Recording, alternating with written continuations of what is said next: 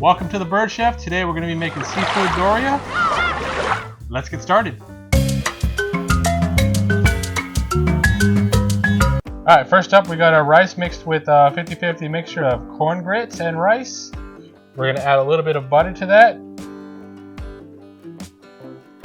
We're going to give it a nice little stir up, get that butter flavor in there.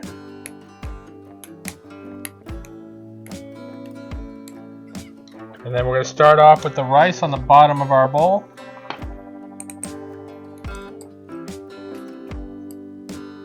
Get a nice even coating on there.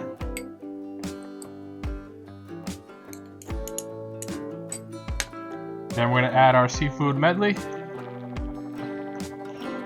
with a white sauce. Cover it up on top of there.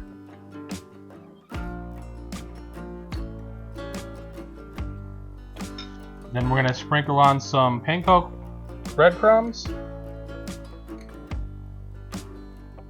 and some Parmesan cheese. Up next, we're going to broil that for 5 minutes and then we'll be good. And there's our beautiful seafood Doria. If you like that, please like and subscribe and stay tuned for our next video.